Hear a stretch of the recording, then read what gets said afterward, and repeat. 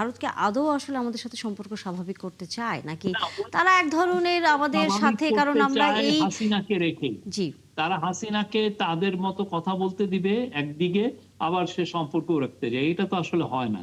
শেখ হাসিনাকে ইন্ডিয়া কথা বলতে দিয়ে এক ধরনের মানে একটা বৈরী পরিবেশ তৈরি হয়েছে।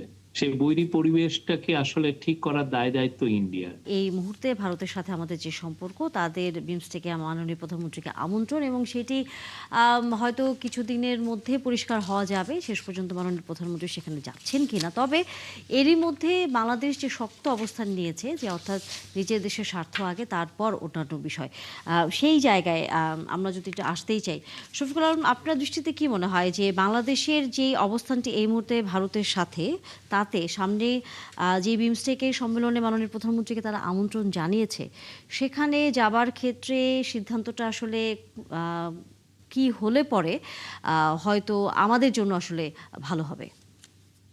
না, বাংলাদেশ তো আসলে পরশুদিন যে স্টেটমেন্টটা দিল সেখানে তো অলমোস্ট বলেই দিয়েছে যে তারা সেখানে যাবে না। কেননা সত্যিকার অর্থে 5ই আগস্ট শেখ হাসিনাকে ইন্ডিয়া কথা বলতে দিয়ে এক ধরনের মানে একটা বৈরী পরিবেশ তৈরি হয়েছে। সেই বৈরী পরিবেশটাকে আসলে ঠিক করার দায়-দায়িত্ব ইন্ডিয়ার। আর আরেকটা জিনিস, প্রাইম মিনিস্টারকে যখন দাওয়াত করা হয়, তখন তাকে দাওয়াত করা হয়েছিল যে উনি বিমস্টেকের চেয়ারম্যান হিসেবে। উনাকে ইভেন বাংলাদেশের প্রাইম মিনিস্টার হিসেবে বলাও হয়নি। তা আপনি বিমস্টেকের চেয়ারম্যান হিসেবে যদি উনি ওইখানে যান, তাহলে সমস্যা যেটা হয় যে ওইখানে বিমস্টেকের আলাপগুলোই উনি করতে পারবেন। কেননা ওনার তখন আরেকটা হলো, বিমস্টেকের যারা মেম্বার স্টেট, তাদের থেকে ওনার এক ধরনের জানাতে হয় যে আমি ওইখানে যাচ্ছি, আমি এই প্রতিষ্ঠা এই গ্রুপিংটাকে রিপ্রেজেন্ট করব।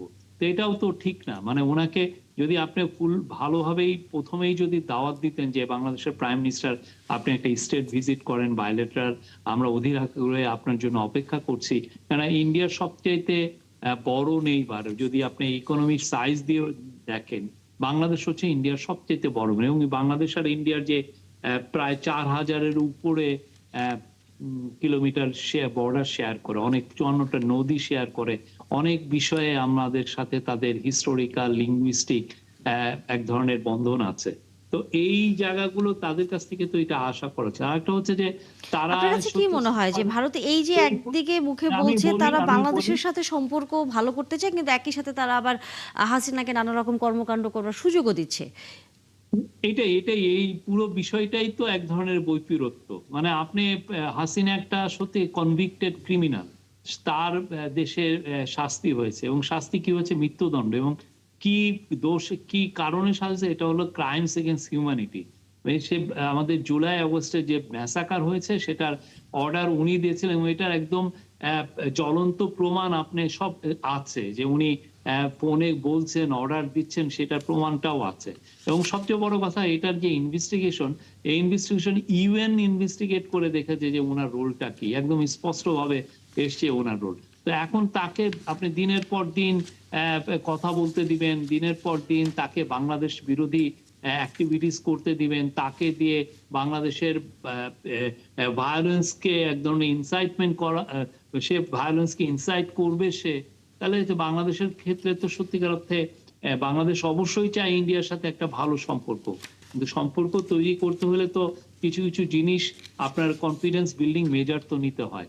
সেই জায়গাগুলো ইন্ডিয়ার বোঝা উচিত। কিন্তু আপনি যদি দেখেন ওদের ফরমার অ্যাম্বাসেডররা, তারা বলছেন না, এটা ঠিক করছেন না উনি, এটা খুব বাজে কাজ হলো, এই টাইপের এগুলা কথা বলে তো আসলে চলে না। এইগুলা কথা ডিপ্লোম্যাটিক সুলভ না।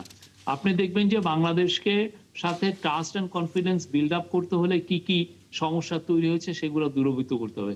বাংলাদেশের আপনি গত বছর আপনার কাছ থেকে একটু জানতে চাই, আপনার কাছে কি মনে হয় ভারতকে আদৌ আসলে আমাদের সাথে সম্পর্ক স্বাভাবিক করতে চায় নাকি না, তারা এক ধরনের আমাদের স্বাভাবিক সাথে, কারণ করতে আমরা চায় এই হাসিনাকে রেখেই। জি। তারা হাসিনাকে তাদের মতো কথা বলতে দিবে একদিকে, আবার সে সম্পর্কও রাখতে যায়। এটা তো আসলে হয় না। আপনি হাসিনাকে এক ধরনের, আপনার তাদের একটা ডিসিশনে আসতে হবে। তারা কি হাসিনাকে অনেকে বলছে তারা ট্রাম্প কার্ড হিসেবে ব্যবহার করছে এই বিষয়টাকে। সেটা তাহলে তাহলে সেক্ষেত্রে যে অবস্থায় আছে থাকুক। আমাদের প্রাইম মিনিস্টার ওইখানে যাওয়ার দরকারই বা কি?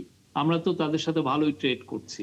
কিন্তু আপনি যদি আমাদের প্রাইম মিনিস্টারকে সেই রকম সম্মান দিতে চান, তাহলে এই কাজগুলো করতে হবে। সেটা বাংলাদেশের প্রেস রিলিজ গুলোতে স্পষ্ট এসছে।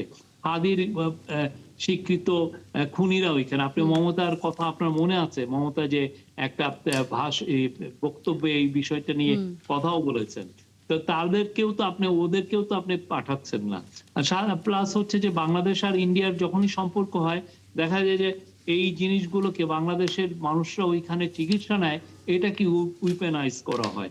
বাংলাদেশের গার্মেন্টস ফ্যাক্টরিরা ইন্ডিয়ার ভিতর যে ট্রান্সশিপমেন্ট করে ইউরোপে তাদের হাই এন্ড গুডস গুলো পাঠায়, সেটাও দেখা যাচ্ছে উইপেনাইজ করে। তো বাংলাদেশের তো এই ক্ষেত্রে, বাংলাদেশ ইন্ডিয়ার সাথে অবশ্যই ভালো সম্পর্ক করতে চায়, কিন্তু এই হাসিনার আমলের মতো না। তারা চায় এটা একটা মর্যাদাপূর্ণ একটা সম্পর্ক হোক, সমতার ভিত্তিতে হোক।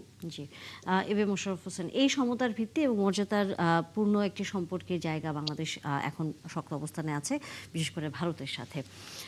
সেই জায়গায় একটু জানতেই চাই, সামনের দিনগুলোতে এই সম্পর্ক আরেকটু সহজ করবার ক্ষেত্রে, কারণ এখন তো আসলে মোটামুটি আমরা বলতেই পারি যে বেশ ভালোই দূরত্ব আসলে তৈরি হয়েছে, কারণ তারা আমাদের অনেকটা অপছন্দনীয় কাজগুলোই বারবার আসলে করছে নানাভাবে। সামনের দিনগুলোতে এই জিনিসটি কমিয়ে আনার ক্ষেত্রে বর্তমান সরকারের আসলে পরিকল্পনার জায়গাটি যদি আমরা একটু আপনার কাছ থেকে জানি। না, দেখবেন ভারত আমাদের কিন্তু নিকটতম প্রতিদ্বন্দ্বী এবং ভারতের সাথে 3 দিক দিয়ে আমরা কিন্তু সীমানায় বেষ্টিত। সুতরাং আমরা যেটা বারবার বাংলাদেশের পক্ষ থেকে বলা হচ্ছে যে আমাদের মর্যাদা, সাম্য এবং সার্বভৌমত্বের ভিত্তিতে আমাদেরকে তাদেরকে মূল্যায়ন করতে হবে। তারা যদি মনে করে যে তারা একটা দাদাগিরি এখানে করবে, সেটার ফলাফল খুব ভালো হয় নাই, তার রেজাল্ট তো শেখ হাসিনার ভারতে পলায়ন। সুতরাং আমরা আমাদের পক্ষ থেকে বারবার বলা হচ্ছে কিন্তু যে সাম্য, মর্যাদা এবং আমাদের সার্বভৌমত্বর ভিত্তিতে তাদের সাথে সম্পর্ক গড়ে তুলতে হবে। কিন্তু একটা জিনিস আপনি লক্ষ্য করুন, যেটা শফিকুল আলম সাহেব সঠিকভাবে বলেছে, একদিকে উনি আমাদের মাননীয় প্রধানমন্ত্রীকে ইনভাইট করছে, অন্যদিকে দেখেন বাংলাদেশের মানুষের যেটা মূল কনসার্ন এখন শেখ হাসিনার বিচার, সেখানে সে কিন্তু ভারতের ছত্রছায়া থেকেই কিন্তু সে নানা কর্মকাণ্ড পরিচালনা করছে। এর আগে আপনি দেখবেন যে উনি ভিডিও বার্তা দিয়ে কি একটা অস্থির অবস্থা তৈরি করেছিল, আবার মাঝে ডিসেম্বরে আসবে বলে একটা হুমকি দিয়ে, অর্থাৎ বাংলাদেশে একটা অস্থিতিশীল অবস্থা তৈরি করার জন্য কিন্তু সবসময় সে তৎপর। এখন সে ভারতের আশ্রয় আছে, তো ভারতের তো দায়িত্ব, তার স্ট্যাটাসটা কি, ভারত এটাকে কিন্তু ক্লিয়ার করতে হবে। আপনি যদি সে ওখানে বলা হচ্ছে যে ওখানে সে আছে, থাকলে সে কি কি সুযোগ সুবিধা পাবে সেটাও তো তাদের নিশ্চয়, সেই কথা কিন্তু তারা বলছে না। 5 তারিখে একদিকে বলছে এটা ভারত আমাদের সাথে কোনো সম্পর্ক নাই, তাইলে যেই জায়গায় মিটিং করেছে তাদের গোয়েন্দা সংস্থা বা অন্য, তারা কি কিছু জানে না? অবশ্যই তারা জানে, বরং এটা প্যাট্রোনাইজ করে বাংলাদেশে একটা প্রেসারে রাখতে চায়। অনেকে বলছে যে এটা অলিখিতভাবে বা ভারত সরকারই আসলে অনেকটা এটা প্রোভাইড করছে, এটা অনেকেই স্বাভাবিক, বলছে এটা তো মূল্যায়ন।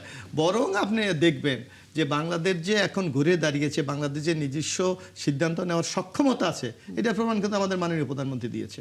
এখানে শফিকুল আলম সাহেব আছেন, এর আগে দেখবেন আপনি যে কোনো গভর্নমেন্ট যখন ক্ষমতায় আসে ফার্স্ট ট্যুরটা কিন্তু ভারতে করে, কিন্তু আমাদের মাননীয় প্রধানমন্ত্রী তারেক রহমান কিন্তু সেটা করেনি। উনি কিন্তু দেখেন আমাদের বাংলাদেশের গত নির্বাচনের যে মূল ম্যানিফেস্টো ছিল যে 1 কোটি কর্মসংস্থান, তো কর্মসংস্থান করতে হলে আপনার একদিকে জনশক্তি রপ্তানি করতে হবে, অন্যদিকে কিন্তু আমাদের বিনিয়োগ বাড়াতে হবে, যাতে এখানে শিল্পায়ন হয়, এখানে কর্মসংস্থান সুযোগ হয়। সেই কাজটা করার জন্য কিন্তু মালয়েশিয়া এবং চীন সফর করেছে। আমি মনে করি আমাদের বর্তমান বাংলাদেশের অবস্থান রাইট ট্র্যাকে আমরা আছি, এইটা যদি আমরা ধরে রাখতে পারি এবং ভারত যদি আমাদেরকে সেই মর্যাদার সাথে যদি ট্রিট করে, তাহলে নিশ্চয়ই আগামী দিনের সম্পর্ক স্বাভাবিক হতে পারে। আমরা এই সম্মেলনে কি মাননীয় প্রধানমন্ত্রী যাচ্ছেন কি এই বিষয়টাকে আসলে কোনো সিদ্ধান্ত? না, আমরা তো আমাদের সরকারের পক্ষ থেকে কিছু কথা বলেছি, অনুকূল পরিবেশের কথা অনুকূল সেই পরিবেশ সৃষ্টি করার দায়িত্ব তাদের। কারণ এই যে বর্তমানে একটা গুমট পরিস্থিতি তৈরি হয়েছে, তারা যে বাংলাদেশের নির্বাচন ব্যবস্থাকে যে কিভাবে নগ্ন হস্তাব করে, সুজাতা সিং এর কথা আমাদের মনে আছে। তারপর এই যে 5 তারিখের পর আপনি দেখবেন এখানে শফিক সাহেব আছে, উনি তখন ওই সরকারের দায়িত্বে ছিলেন, কিভাবে একটা ন্যারেটিভ তৈরি করতে চেয়েছিল, বাংলাদেশ একটা জঙ্গলি রাষ্ট্র হয়ে যাচ্ছে, বাংলাদেশে এখানে সংখ্যালঘুদের উপর নির্যাতন করা হচ্ছে, বাংলাদেশে তালেবান অথবা সন্ত্রাসী গোষ্ঠীকে আশ্রয় দেওয়া হচ্ছে, এইভাবে বিভিন্ন ন্যারেটিভ দাঁড় করে শুধু ইন্ডিয়াতে না, সারা বিশ্বে তারা একটা কিন্তু অস্থিতিশীল অবস্থা তৈরি করতে চেয়েছিল। কিন্তু বাংলাদেশের জনগণের অদম্য যে শক্তি, সেই শক্তির কাছে কিন্তু তারা পরাজিত হয়েছে। এটা কিন্তু দোপে কোথাও টেকেনি, যার জন্য বাংলাদেশ কিন্তু এখন মর্যাদার সাথে এগিয়ে যাওয়ার মতো সেই সক্ষমতা অর্জন।